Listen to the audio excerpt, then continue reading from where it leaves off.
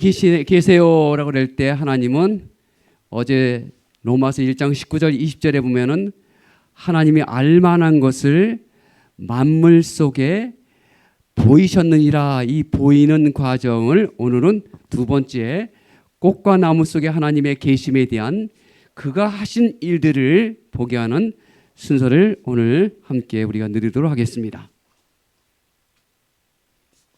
예, 고맙습니다. 오늘 말씀의 제목에 근거해서 시간이 나는 대로 최선을 다해서 끝나고 여러분들에게 천천만원경을 보여드리도록 하겠습니다. 이거 어디서 보던 거죠? 어디서 봤어요? 작년에 이 울산에서 축제했던 건데 안 보셨어요? 봐달라고 오라고 그랬는데 안 갔죠? 이야, 자 이거는요 보셨어요? 작년에 이 울산에서 이 꽃축제한 거예요. 이 좋은 거 보라고 했는데 안 보셔서 애석하네요. 자, 이게 안 보셨으면 이렇게 꽃도 아름답게 단장하면 많은 사람에게 기쁨을 주는구나 라고 여러분 누리시고, 이것이 인간이 할 수 없는 창조주가 만들어 온 걸작품이구나 누리시고 경험했으면 좋겠습니다. 자, 이게 만족이 안 될까? 이렇게 괜찮습니까? 아주 흐리죠? 그래서 제가 안 돼서 이 세상에서 내가 본 터널 중에 가장 멋있는 벚꽃 터널을 모시고 왔습니다. 좋습니까? 예. 네, 안 하신 분은 아직도 짐승의 위치에 있습니다. 여러분이 보고 좋고 아름답고 이렇게 마음속에 기쁨을 주는 것은 바로 창조주의 걸작품을 우리가 느낌을 받기 때문에 우리가 기분 좋다, 아름답다 표현한 것입니다. 자, 어제는 하나님이 천지를 창조하셨고 하나님이 지으신 것을 보시니 심히 좋았다 그랬습니다. 하나님이 좋다 그랬어요. 그럼 우리도 심히 좋기를 바라시는 거예요. 바라시는데 대표적으로 누가복음 12장 27절에 있는 말씀을 다 함께 읽겠습니다. 시작. 백합화를 생각하여 보라. 내가 너에게 말하노니 솔로몬의 모든 영광으로도 입은 것이 이 꽃 하나만큼 훌륭하지 못하느니라. 세상에 어떤 인간이 만든 것보다도 위대한 게 하나님의 창조하신 꽃들 속에, 특별히 백합화 속에 그 위대함, 조화, 균형과 아름다움, 이것이 인간이 만들 수 없는 위대한 창조주한 것을 한번 생각해 보라 말씀해 주고 있습니다. 특별히 사람들에게 인지시키고 신뢰가 가고 믿어지게 하는 것, 이게 보는 거예요. 그래서 오감 중에 여러분이 하나님은 오감을 통해서 여러분에게 말씀하시는데 오감 중에 가장 중요한 거는 잘 보는 거예요. 이게 사람을 인지시켜주고 신뢰하고 믿음이 가도록 게 보는 게 84%예요. 두 번째, 듣는 거예요. 듣는 건 한 12%를 듣는 가운데 사람들은 그렇지 라고 하는 거예요. 세 번째는 촉각, 후각, 미각들은 그렇게 많은 것들을 사람은 인지는 안 하지만 봤다는데 뭐요? 내가 보았다는데 뭐, 이게 사람이 가장 신뢰하는 건데, 그래서 주님께서는 공중나는 새를 보라, 들에 피는 백합화를 보라. 그래서 우리에게 그가 하신 하나님의 섭리를 보게 되도록 이 꽃 하나가 얼마나 위대한지를 오늘 우리에게 가르쳐 줄 것입니다.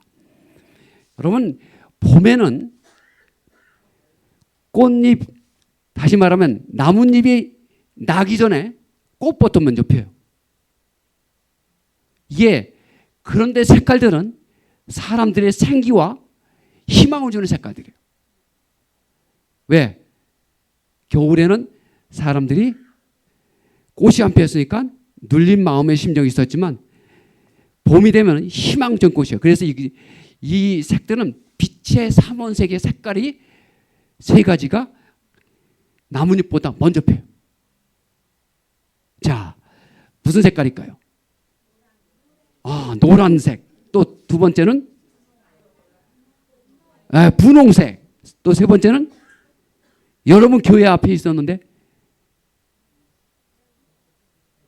봄에 피는데 잘 안 맞죠? 예, 벚꽃이 흰색. 바로 이게 목련이 흰색, 그 다음에 개나리가 노란색, 그리고 여러분 이게 무슨 꽃입니까? 복사꽃이고요. 이거는 진달래. 이게 다 분홍색. 그래서 우리가 그 가을에, 여러분 가을에 얼마나 아름다운 색깔들을 하나님께서 휘황찬란하게 그 계절에 우리의 마음을 들뜨게, 우리 마음을 참 감동을 주는 이 가을로 맞췄는데 겨울에는 아무것도 잘 안 보이거든요. 그러니까 오랜 시간을 기다리는 사람들에게 먼저 아까 말한 빛의 삼원색인 흰색, 그 다음에 노란색, 분홍색, 이런 것들이 사람의 희망과 용기를 주는, 그래서 사람들에게 기쁨을 먼저 주기 위해서 나뭇잎보다 그 꽃들이 먼저 피는 요소입니다. 가을도 아름답죠? 요새 그 즐거움이 늘 텐데. 목사님 경주에 있나요? 텀상하는 데가? 어쨌든 꼭 여러분들 그날은 안식일 오후에 단대 가지 마시고 교회 단체로 한번 가보세요. 거기도 짤막하게 강의하면 정말 하나님이 사랑이라는 것을 경험할 거예요. 거기 가서 저녁 때 기도하고 내려오죠. 아니 연수회 가든지. 자, 어쨌든 자, 이 아름다운 것들이 이렇게 우리에게 계절에 하늘에 하나님이 만드신 작품들이 이렇게 우리에게 아름다운 색깔로 우리를 행복하게 해줍니다. 이건 과학관에 있는 봄에 피는 꽃이에요. 맨 위쪽에 있는 꽃은 무슨 꽃일까요? 예? 금낭아예요, 금낭아. 그 다음에 그 아래 꽃은요? 예, 삼색 제비꽃. 누구세요?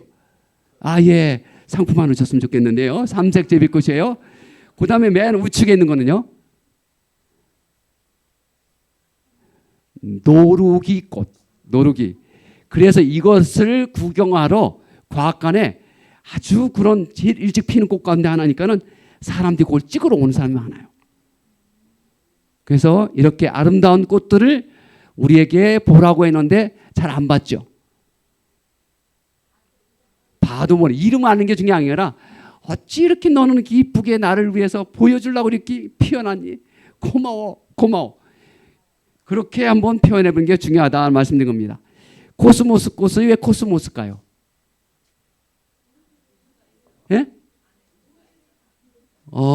안에 뭐가 있다고요? 우주가 있어요. 맞아요. 우주를 대표하는 게 뭐예요? 예, 맞아요.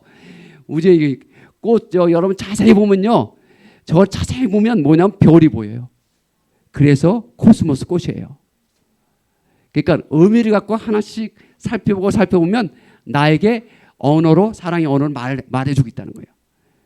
그래서 하나님께서 이런 것들을 통하여 하나님이 만드심이 어찌 그리 선하고 아름다운지를 고백하는 것이 누구냐면 하나님을 아버지라고 부르는 사람들이 하는 대답입니다.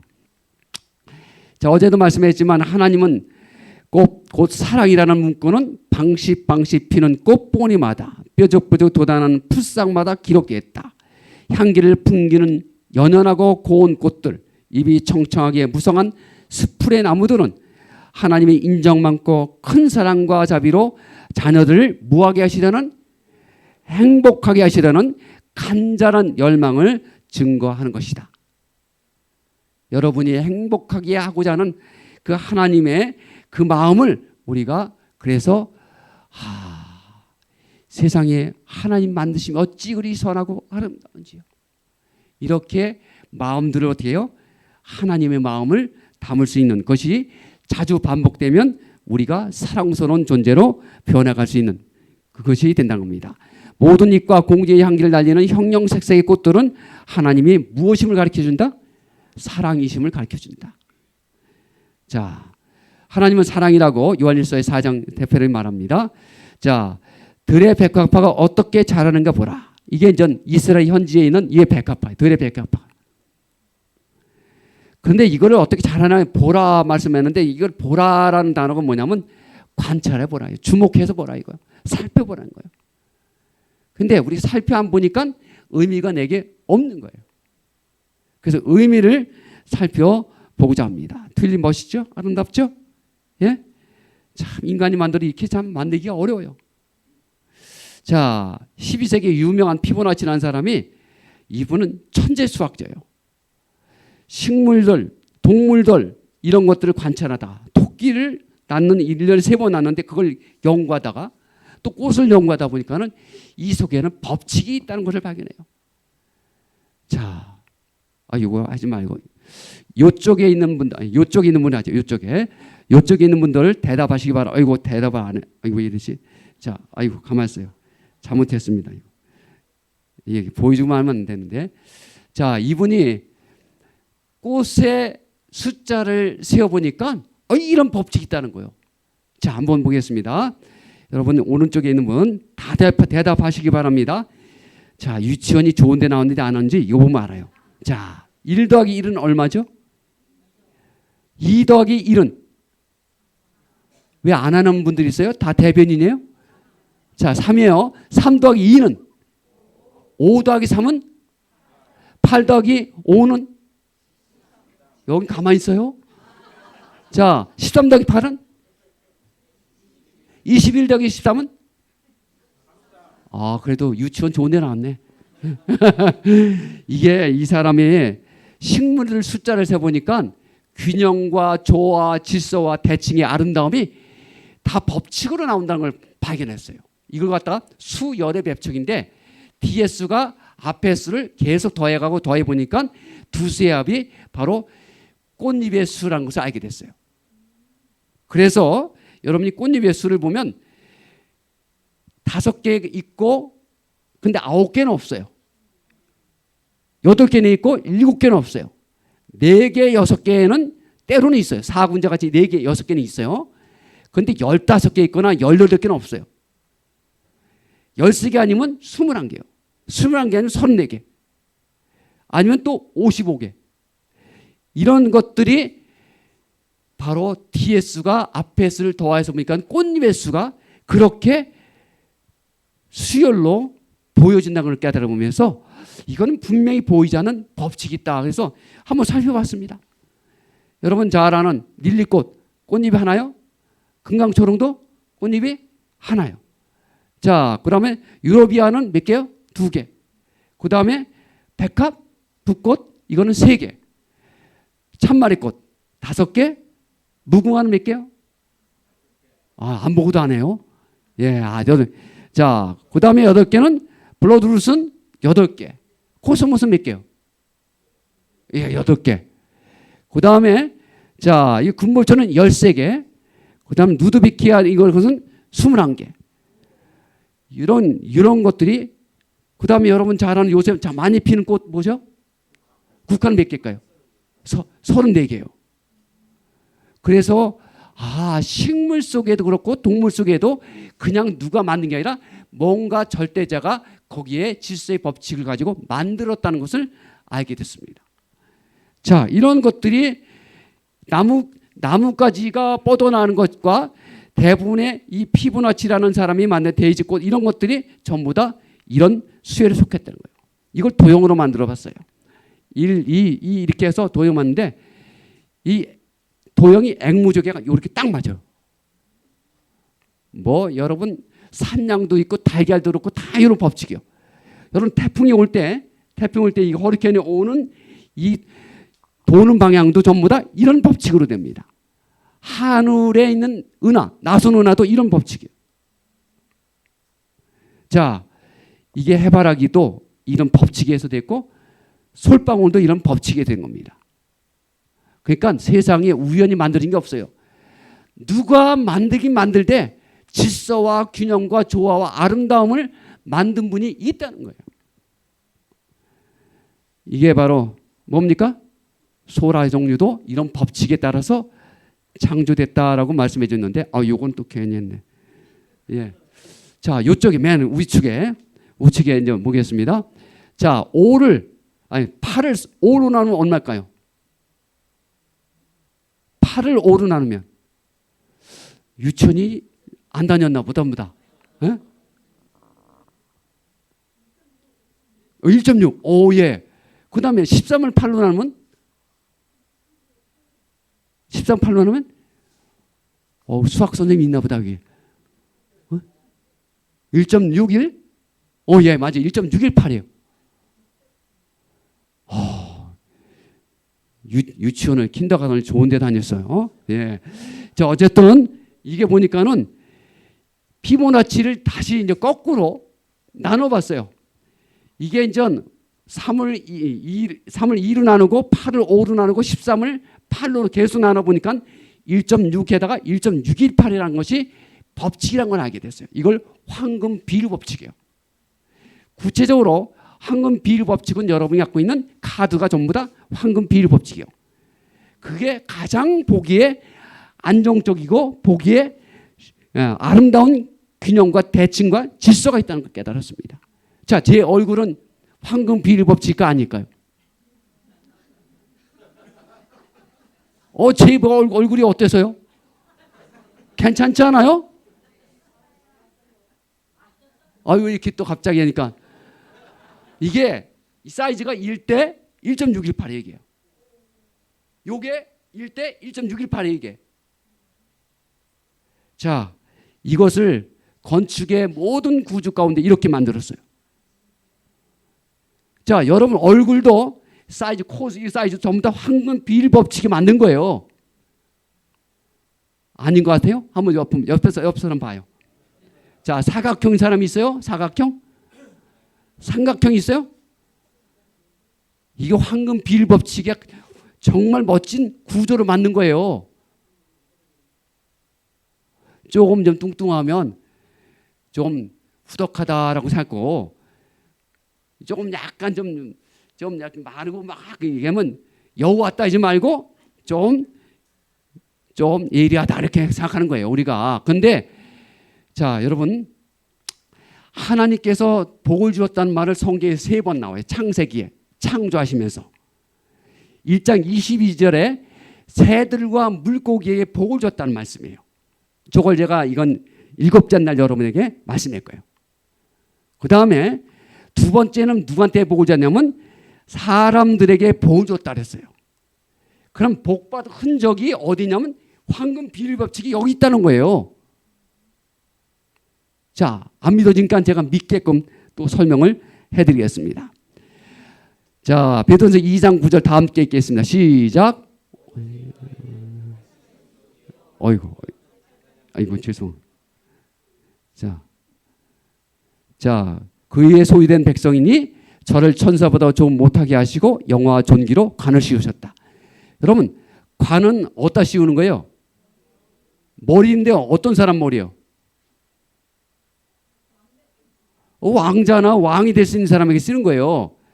여러분을 하나님 뭐로 취급하시냐면 이제 왕관을 쓰는 왕자 같은 사람들로 취급하시는 거예요.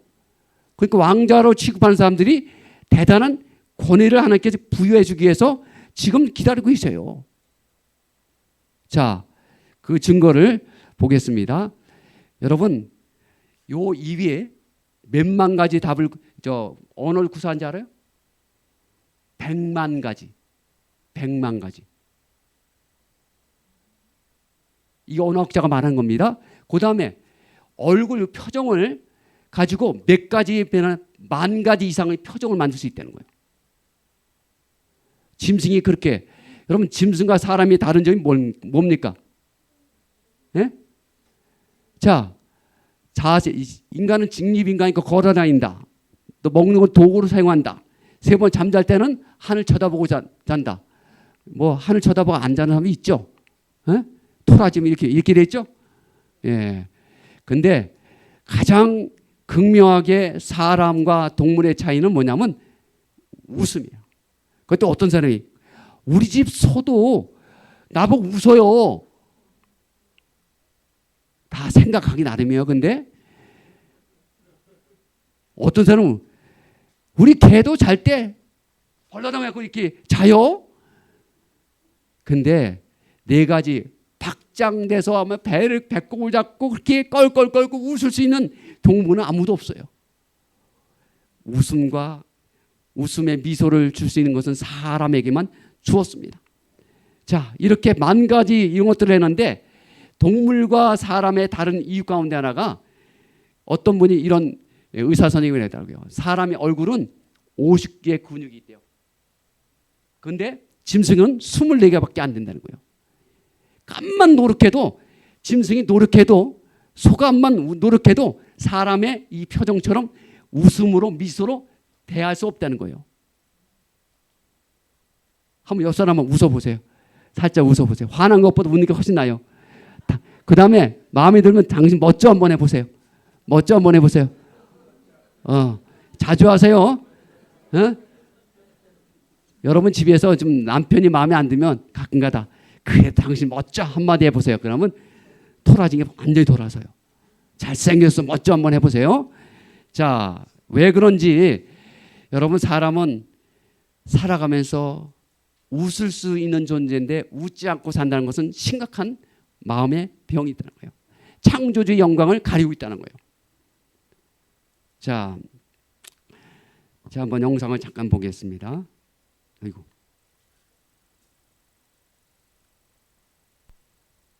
한 영화에서 참가자까지 다른 표정을 지어보도록 했습니다. 하나는 정말 웃긴 상황에서 진짜 웃음이 터진 표정, 또 하나는 사진을 찍을 때와 같이 일반적인 미소를 띤 표정, 마지막은 무표정이었습니다. 그리고 이 표정들을 지은 상태에서 한 손을 얼음물에 담가 놓도록 했습니다. 상당히 고통스러울 수 있는 상황이었지만 진짜 웃음이 터진 표정과 일반적인 미소를 띤 표정의 그룹에서는 심장박동수가 빨라지지 않았습니다. 말하자면 신체가 스트레스를 크게 느끼지 않았다는 것이죠. 이 연구는 정말 웃겨서 웃는 것이 아니더라도 웃음 자체가 사람들에게 도움을 줄 수 있다는 것을 보여줍니다. 단순히 웃는 행위만으로도 신체에 직접적인 생리적 변화가 일어나 건강이 더 좋아질 수 있다는 것이죠. 아마 신체적, 정신적으로 정말 힘든 상황에서 의식적으로 웃음을 지어보았을 때 그 힘든 느낌이 줄어드는 경험을 해보신 분도 분명 있을 겁니다. 긍정적인 마인드와 생각을 통해 자연스레 웃음이 나는 것도 물론 좋지만 때로는 웃음이 절로 나지는 않는 상황일지라도 의식적으로 더 많이 웃는 것이 정신과 건강에 훨씬 더 좋을 수 있습니다. 직장일로, 인간관계로 지치고 스트레스 받으셨나요? 지금 잠깐이라도 의식적으로 입꼬리를 한번 올려보는 건 어떨까요? 오늘의 웃음이 더 나은 내일을 만들어줄 수 있습니다. 자, 무슨 말인지 이해하시겠죠? 예? 여러분 제가 이렇게 하는 거하고 이렇게 하는 거 어떤 차이가 있습니까? 제가 미국에 와가지고 20년 만에 제가 어머니가 구로동에 사시는데 그 아파트에 사시면서 가끔 안양천을 걷는다고 그래서 제가 이제 일부러 걸어 나갔어요. 아침마다 미국에 만나면 사람들은 그냥 뭐니? 하 이렇게 했는데 지나가는 사람마다 제가 안녕하세요. 안녕하세요. 전부 다 인사했는데 쳐다봐요. 왜 그러나 했더니 우리 어머니한테 그랬더니 야 사람들한테 그렇게 말했다가 너 이상한 사람 취급하니까 너도 같이 인상 쓰고 다녀. 여러분 왜 좋은 것들을 활용 안 해요? 누구든지 미국을 지나갈 때면 굿모닝, 굿모닝, 하이 이렇게 하고 다니는데 왜 우리는 그거 못할까요? 어느 곳에 가든지 먼저 인사하십시오. 나이가 젊은 사람이든 하면서 하이 굿모닝 좋은 아침이다. 전 일부러 그래요. 과학관에 들어가서.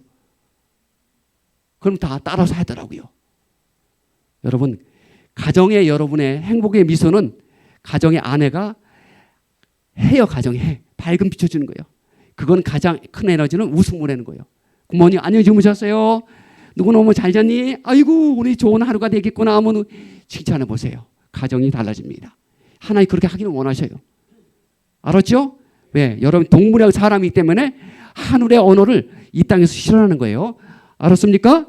자 그렇게 저는 제가 범띠인데 저보고 호랑띠라 그러면 저 기분이 안 좋아요. 왜 안 좋을까요? 그렇죠. 내가 왜 짐승이야? 하나님 형상과 모양을 가진 하나님 인격체인데 나를 통해 세상에 대사로 보냈고 나를 세상에 하나님의 사람으로 행복한 모습으로 복음을 증가하는 사람을 했는데 왜 범이야? 그러면 안 돼요. 우리가 형상과 모양대로 인격을 해서 항상 우리가 어떻게 해요? 이곳에 하나의 영광을 드러내야 돼요. 영광을 선포해야 돼요. 알았죠? 예. 자, 그렇게 살기 바랍니다. 자, 그래서 우리가 만드심이 어찌 그리 감사함은 신묘막측하게 만드신 거이라. 여러분 뭐 만든 거 한두 가지가 아니에요. 로봇 이거 이렇게 개발을 해보세요. 얼마나 시간 들이고 돈 들이고 고생해서 만드는지 알아 이거요? 이거 대단한 겁니다. 손 다쳐보세요 이거. 정말 로봇가 이거 하나 만들려고 인간의 하려고 얼마나 노력 들이고 돈 들이고 시간 들이는지 몰라요. 근데 대단한 게 여러분이 만든 모두가 신묘막측한 거예요. 여러분 눈 한번 없어 보세요. 세상이 살맛이 안 납니다. 가진 거, 보는 거, 느끼는 거 다 하나님 은혜로 감사하시길 바랍니다. 자, 그런데 중요한 건 있어요. 여러분 암만 울창한 꽃대골 같은 집이라도 봐주는 사람 없으면 귀신 나오는 집이에요. 알았어요? 그래서 여러분이 정말 꽃을 보고 봐주면은 하나님 좋아해요. 내가 만들어 놓고 그것을 좋아하면 하나님 좋아하거든요. 근데 보고 느끼고 즐거움을 안 가지니까 문제예요. 아마 내일 아침은 다를 거 집에 와서 꽃잎이 이게 5개인가 8개인가 이거 찾아보고 그러지 말고 야 나를 위해서 이게 빨간 꽃, 분홍색 꽃, 얼마나 노란 국화꽃 멋있는지 모르겠다. 그래서 그런 노래를 부르는 사람이 누구냐면 하나님을 믿는 사람들이에요. 새들이 노래를 불러. 이건 나중에 말씀드릴 거예요. 하나님은 모든 미에 뭐다? 창조자시다. 이거 좋아한다는 거 하나님이요. 창조적이 아름다운 전체는 우리 심령의 죄와 세속적 매력을 떠나 순결과 화평과 하나님 쪽으로 가도록 인도한다. 그래서 꽃은요 어린아이 태어날 때서부터 죽을 때까지 꽃은 따라다녀요. 왜? 하나님의 미의 아름다움을 통해서 사람이 부드러워지고 사람이 행복을 누리도록 그러기 때문이었습니다. 우리 다 함께 읽겠습니다. 시작.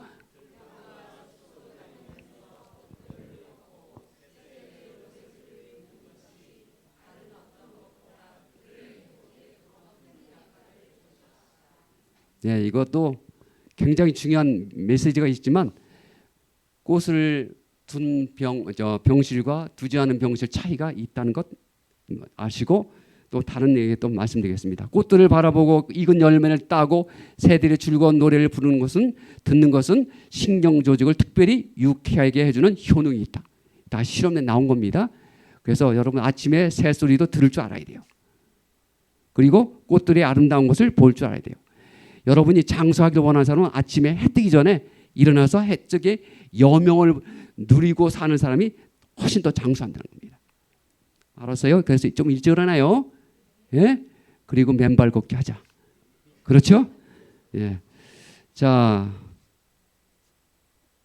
이게 여러분 만약에 5분만 산다면 어떻게 될까? 여러분 인생에 앞으로 남은 시간 5분이다. 아이고. 자,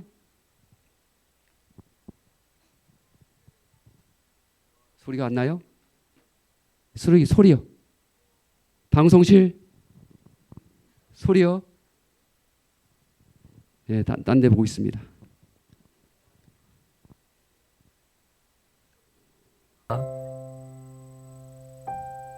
이제 사형을 집행하기 전 마지막 5분의 시간을 주겠다. 청년에게 마지막으로 주어진 세상과 작별할 시간은 단 5분이었습니다. 5분 뒤에 그는 이 세상에서 사라질 운명이었습니다. 사형수는 절망했고 이런 생각을 했습니다. 내 인생은 이제 5분 뒤면 끝이구나.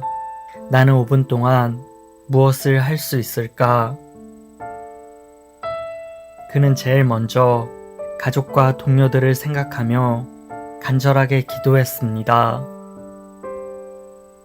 사랑하는 나의 가족과 친구들이 부디 먼저 떠나는 나를 용서하게 하시고 나 때문에 너무 많은 눈물을 흘리지 않게 하소서.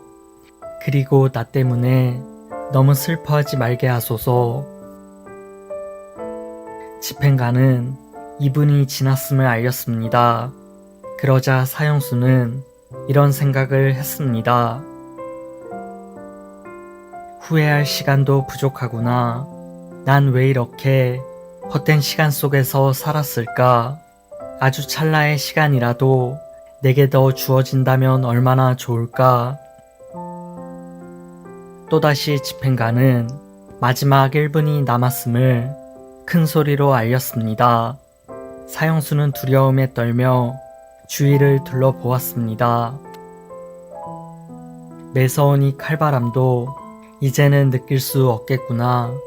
맨발을 타고 올라오는 땅의 냉기도 더 이상 느낄 수 없겠구나. 더 이상 볼 수도 만질 수도 또 들을 수도 없겠구나. 모든 것이 아쉽고 아쉽구나. 사형수는 처음으로 느끼는 세상의 소중함에 고요히 눈물을 흘렸습니다. 사람들의 발자국 소리가 들리고 맞은편에서 사격을 위해 대열을 맞추는 소리가 들렸습니다. 살고 싶다, 살고 싶다. 조금만 더, 조금이라도. 그때 탄환을 장전하는 소리가 그의 심장을 뚫었습니다. 하지만 바로 그 순간 한 병사가 소리치며 흰 수건을 흔들며 달려왔습니다. 멈추시오. 형 집행을 멈추시오. 사형 대신 유배를 보내라는 황제의 정갈이 도착한 것입니다. 가까스로 사형은 멈췄고 사형수는 죽음의 문턱에서 극적으로 돌아올 수 있었습니다. 놀라운 점은 그 사형수가 바로 러시아의 대문호 도스토옙스키였다는 것입니다. 죽음의 문턱에서 돌아온 그날 밤 도스토옙스키는 담담한 어조로 동생에게 편지를 썼습니다. 지난 일들을 돌이켜보고 실수와 게으름으로 허송세월했던 날들을 생각하니 심장이 피를 흘리는 듯하다. 인생은 주님의 선물이고 모든 순간은 영원의 행복일 수도 있었던 것을 조금 더 젊었을 때 알았더라면 이제 내 인생은 완전히 바뀔 것이다. 다시 태어난다는 말이다. 이후 시베리아에서 보낸 4년의 수용소 생활은 그의 인생에서 가장 값진 시간이 되었습니다.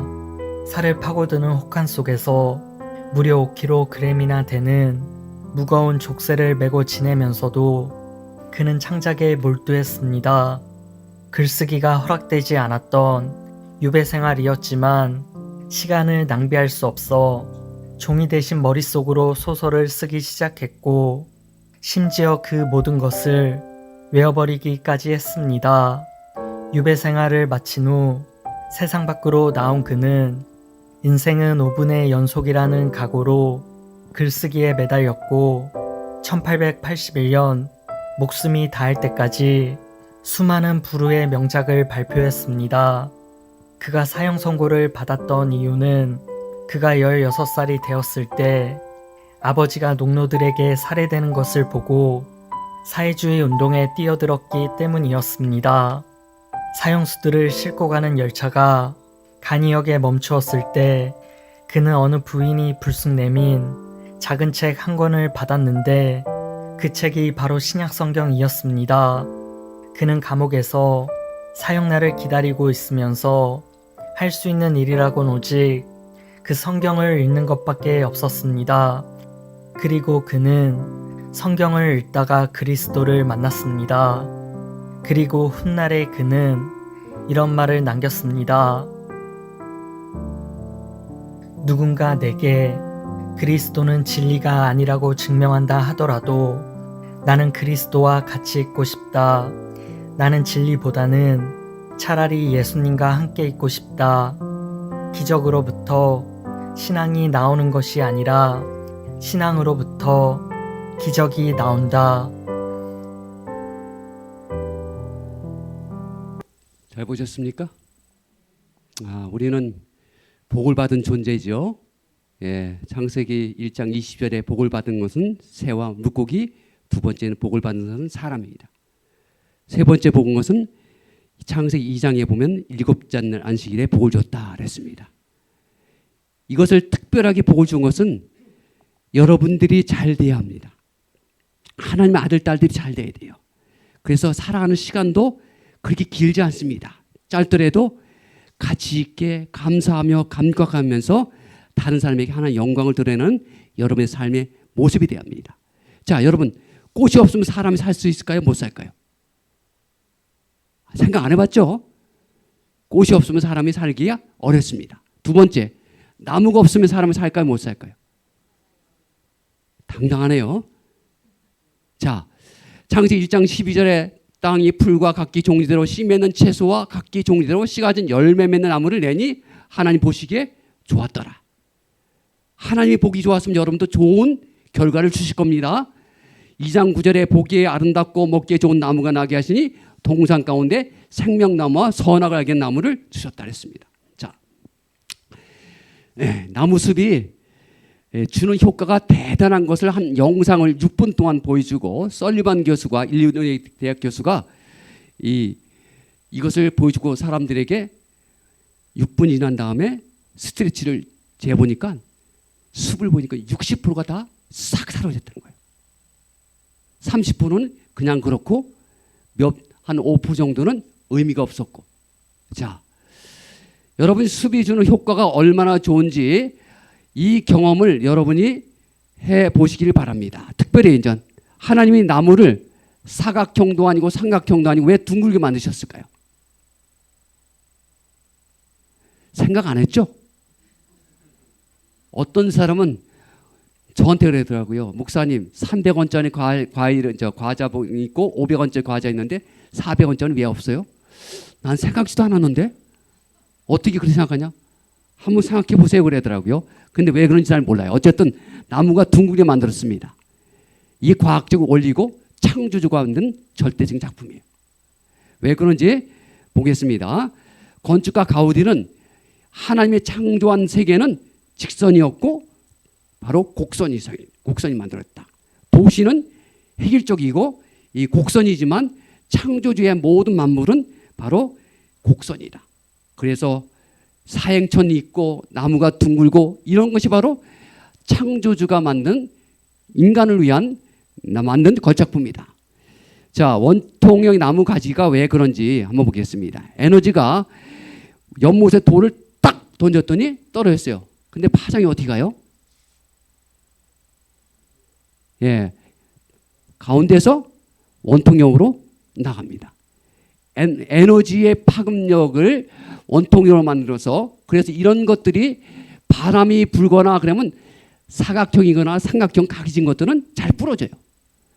근데 에너지가 보급형이 바로 원통형이라는 게 가장 안정적이고 그렇게 하기 때문에 나무의 나이테가 그런 모양을 말해주고 있어요.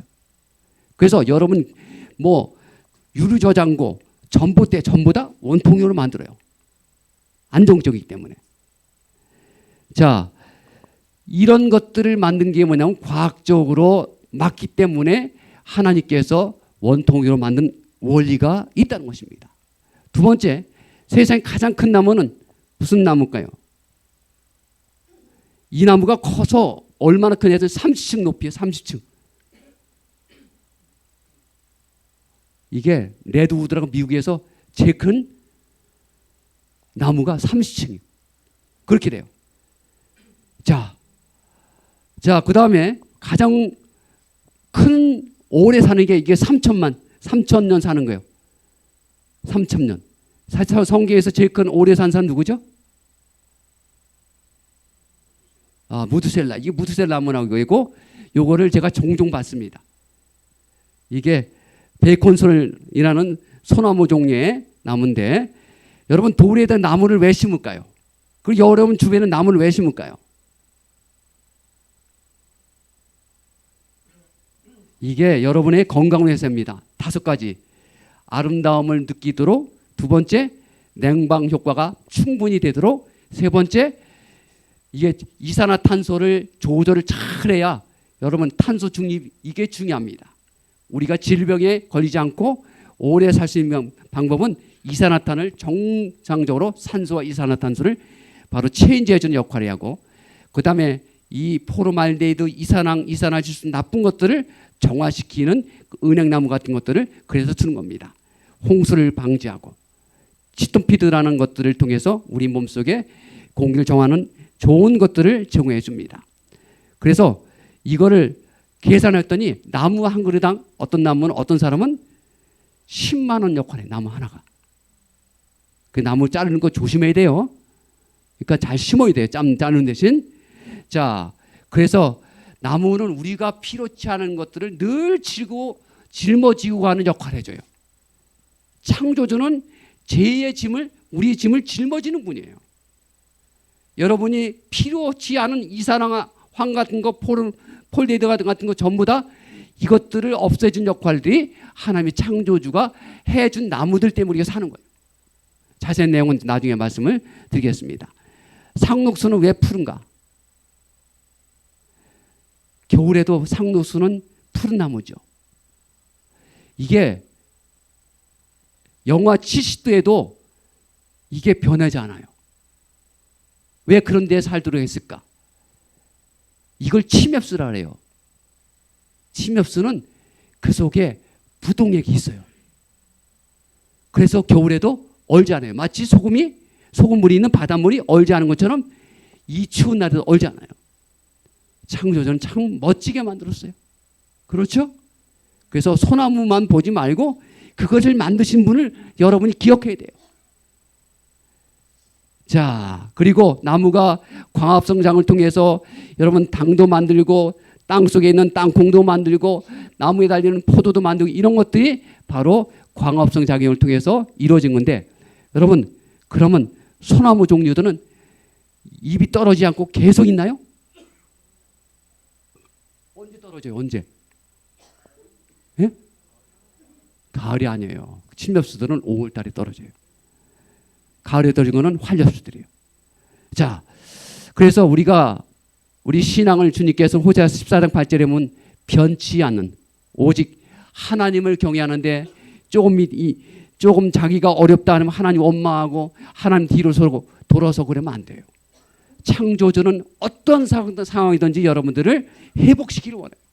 구원하기를 원해요. 여러분이 제가 무거운 짐이라면 대신 짊어지길 원해요. 그거를 만나는 분이 바로 창조주가 오늘 여러분을 통해서 재창조하길 원하셔요. 마지막, 여러분 과일나무를 왜 주셨을까요? 과일나무 잘 모르죠? 자, 배워보겠습니다. 여러분 봄날에서부터 만약 겉이 아주 빨갛고 달게 이게 과일이 봄날서부터 익었다 생각해 보세요. 새들이, 해충들이 전부 다 파먹어서 가을에 먹을 게 없어요. 그래서 가을까지 기다려준 겁니다. 충분히 크기를 맞춰준 다음에 마지막 시즌이 되면 그래서 시방서부터 계속 파장으로 해서 안에서 바깥으로 과일이 익도록 만들어주는 겁니다. 그리고 여러분 무조건 되고 과일이 맛있는 게 당분이 많다고 맛있는 게 아니라 신맛과 당분이 이게 당산비인데 이게 일정 비율이 맞아야 맛있는 거예요. 그렇게 맞도록 이 포도, 감도 전부 다 이런 비율이 맞아요. 그래서 포도가 당산비가 80이 맞아야 돼요. 이런 비율을 따라서 이게 하나님께서 적당히 계절마다 시간마다 하나님께서 이렇게 멋지게 우리에게 먹도록 창조주가 하신 일들에 대해서 어찌 그리 선하고 아름다운지 감사하고 감동받고 감사하게 기도하면서 드시기 바랍니다. 그냥 낼름 먹지 말고요. 주여 어찌 그리 선하고 아름다운지, 이런 것도 이 추운 겨울날에도 고구마 주셨네요. 감사합니다. 그렇게 감사하게 먹으면 믿음이 더 커집니다. 자, 인간을 위해 하나님께서 사람이 모시기에 주께서 그를 생각하시며 인자가 모시기에 주께서 그를 돌보시나이까. 하나님께서 만드신 모든 것들은 이제 죄로 말미암아 우리가 죽을 수밖에 없지만 주님은 재창조해서 이제 산한 자녀를 어디로? 더 나은 새하늘과 새 땅으로 데려갈 겁니다. 계시록 22장 이전에는 이제 매달마다 하늘에 가면은 농사 질 필요가 없어요. 창조주는 우리가 하지 않아도 하나님께서 이 모든 것들을 매달마다 먹기에 좋고 아름다운 것들을 열매를 우리에게 주실 겁니다. 그 열매를 먹으면 영원히 죽지 않아요. 이 땅의 것은 죄로 말미암아 죽을 수밖에 없지만 하늘의 것들은 영생하도록, 그리고 우리를 기쁘고 즐겁게 그렇게 하고 살 겁니다. 그래서 하늘에 가면 전부 다 인상 쓰고 안 살아요. 전부 다 이렇게 멋있고 이렇게 아름답고, 다 여러분이 이제 변화된 하나님의 창조의 에덴 아담과 범죄 이전의 모습으로 살게 될 것을 믿고 창조주의 명령대로 살아가길 바라면서, 특별히 구속의 경륜을 깨닫는, 예수님께서 왜 십자가 날려 죽으셨는지 그 은혜를 깨닫는 사람만이 이 잔치 자리에 참여할 때 더 위대한 기쁨이 있게 될 것이라고 말씀해 주고 있습니다. 오늘 말씀을 마치겠습니다.